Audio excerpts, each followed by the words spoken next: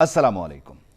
भारतीय वज़ीर आज़म नरेंद्र मोदी गुजरात के कसाई, बरतानिया ने भी अब इसकी तस्दीक कर दी है। यही नहीं, 2002 के फसादात, मुसलमानों का कत्लेआम और बरतानिया का भी इसमें अहम किरदार रहा। वो किरदार क्या है ये भी आपको आगे चलकर बताएंगे। और साथ ही साथ साबिक़ वज़ीर आज़म, बल्कि उस वक्त के वज़ीर आज़म इमरान खान ने अक़वाम मुत्तहिदा में नरेंद्र मोदी से मुतालिक जो बात फ्लोर पे कही वो सच साबित हो गई है। मोदी RSS का रुकन है। बरतानिया ने मोहर तस्दीक सब्त कर दी है।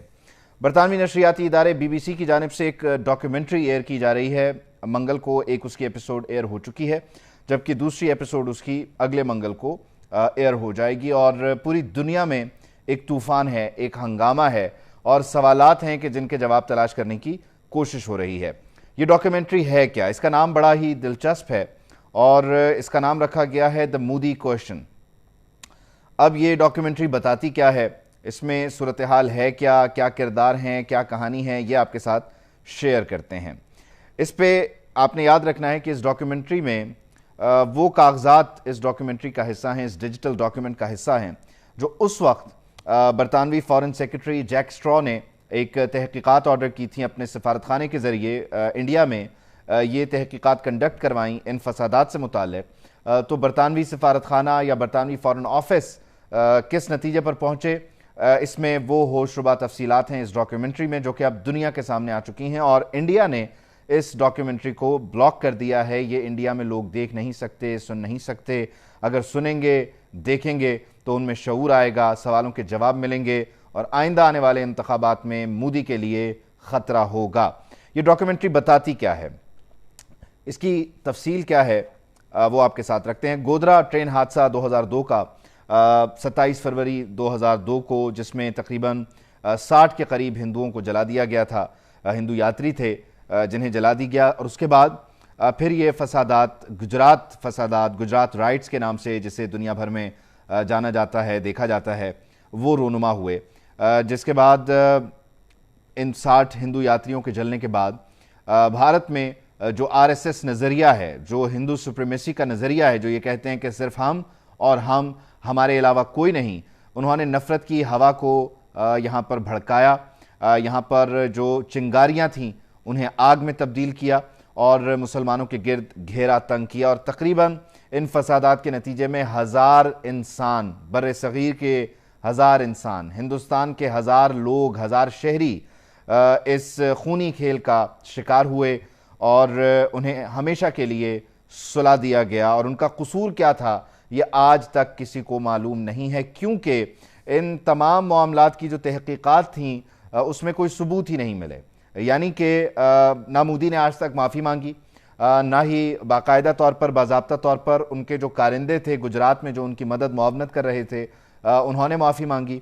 और ना ही अदालतों को आज तक कोई सबूत मिलते भी कैसे, उन जजेस ने भी बाहर निकलना होता है, वो जजेस भी भारत के शहरी हैं, उन्होंने सड़कों पर घूमना होता है, तो अदालतों को सबूत नहीं मिले।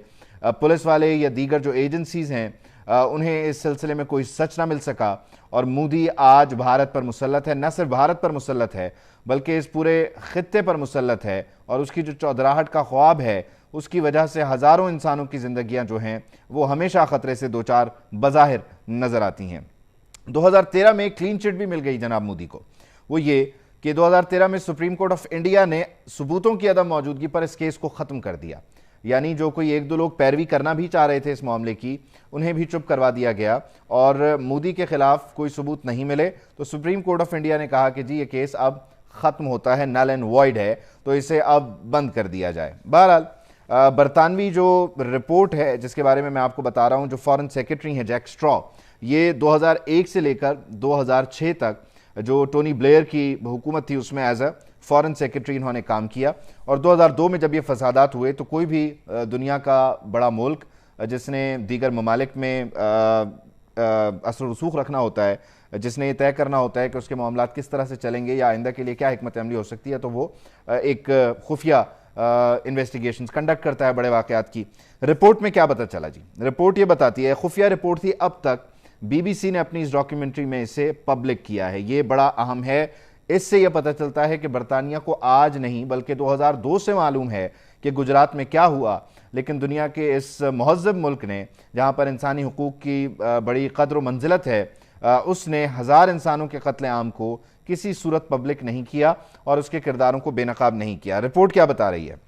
رپورٹ یہ کہہ رہی ہے کہ جو واقعات رپورٹ ہوئے، جو 2002 کے فسادات تھے، اس کے جو معاملات پبلک ہوئے یا جو میڈیا نے رپورٹ کیا کہ ہزار لوگ مرے ہیں، سینکڑوں گھر جلے ہیں، دکانیں جلی ہیں اور لوگوں کی املاک کو نقصان پہنچایا گیا، واقعات اور معاملات اس سب سے کہیں زیادہ تھے۔ یعنی جو تباہی آپ کو اور مجھے پتا ہے، جو آن ریکارڈ ہے، آن پیپر ہے، اس سے کہیں زیادہ معاملات خراب تھے۔ یہ اس رپورٹ میں کہا گیا ہے، جیک سٹرا نے اس کی تصدیق کی ہے، اور ساتھ ہی ساتھ یہ بھی کہا گیا، جو انتہائی اہم نکتہ ہے جو مہر تصدیق ثبت کرتا ہے، وہ یہ کہ مودی نے نفرت کو بھڑکایا۔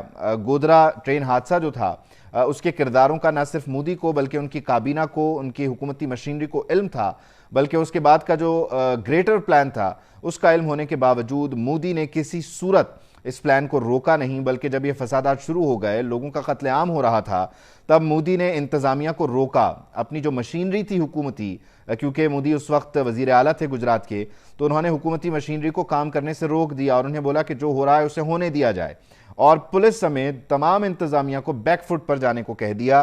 یہ بتاتا ہے کہ مودی اس کے ڈائریکٹ ذمہ دار ہیں۔ اس کے تدارک کے لیے، ان واقعات کے تدارک کے لیے، اس قتل عام کی روک تھام کے لیے انہوں نے کچھ نہیں کیا۔ دوسری چیز جو بڑی خوفناک ہے اور جو بتاتی ہے کہ جو بڑے بڑے ملک ہیں، جو بڑے مہذب معاشرے ہیں، ترقی یافتہ ممالک ہیں، وہ کس طرح سے اپنے تعلقات کو لے کر چل رہے ہوتے ہیں اور کس طرح سے سچ کو جھٹلا رہے ہوتے ہیں، یہ بھی اس رپورٹ میں انہوں نے خود ہی بتا بھی دیا۔ وہ یہ کہتے ہیں کہ ہم انڈیا سے اپنے تعلقات خراب یا ختم نہیں کرنا چاہتے تھے، اسی لیے ہم نے اس رپورٹ کو خفیہ بھی رکھا۔ تو یہ ساری صورتحال ہے۔ آپ کو یاد ہونا چاہیے کہ سابق وزیر اعظم عمران خان نے یونائٹڈ نیشنز میں جب وہ بحیثیت وزیر اعظم گئے، وہاں ایکسپلین کیا تھا اور ایٹ لارج انہوں نے لوگوں کو بتایا تھا کہ مودی کیا ہے، اس کا نظریہ کیا ہے، بی جے پی کیا ہے، RSS کیا کہتی ہے۔ تو ریاستی سطح پر تو ان باتوں کا علم تھا، لوگوں کو پتا تھا، لیکن ایک عام ریڑھی والے کو، ایک متوسط طبقے کے شہری کو یہ نہیں پتا تھا کہ مودی کیا ہے، اس کا نظریہ کیا ہے۔ تو انہوں نے لوگوں کو ایٹ لارج ایجوکیٹ کیا، جس کا کریڈٹ ہمیں انہیں دینا چاہیے۔ عمران خان نے کہا تھا کہ یہ RSS کا نظریہ ہے، مودی RSS کا کارکن ہے، بی جے پی RSS کے نظریے پر کام کر رہی ہے اور ہندوتوا جو سوچ ہے اس کو یہاں پر بڑھایا جا رہا ہے، پروان چڑھایا جا رہا ہے۔ یہ ساری صورتحال ہے جس میں برطانیہ نے اپنے تعلقات کو بیلنس کیا اور ان تعلقات کو لے کر چلا۔ ایم پی عمران حسین نے پارلیمنٹ میں برطانوی وزیر اعظم رشی سناک سے یہ پوچھا کہ دفتر خارجہ کے پاس اس بارے میں مزید کیا ثبوت ہیں، تو برطانوی وزیر اعظم نے جو کہا وہ آپ کو مزید حیران اور پریشان کر دے گا۔ انہوں نے کہا کہ ہم مذہبی منافرت کی ہرگز اجازت نہیں دیتے، لیکن بی بی سی کی اس ڈاکیومنٹری میں جو مودی کا کردار دکھایا گیا ہے، میں اسے فکشنل سمجھتا ہوں، اسے بناوٹی سمجھتا ہوں۔ رشی سناک کے آباء و اجداد کا تعلق کس ملک سے ہے، کس خطے سے ہے، یہ ان کے وزارت عظمیٰ سنبھالنے پر سب کو پتہ چل ہی گیا تھا۔ یہ ساری صورتحال ہے کہ جس کی وجہ سے آج برطانیہ بھی گجرات فسادات کا اتنا ہی ذمہ دار ہے کہ جتنے مودی خود تھے۔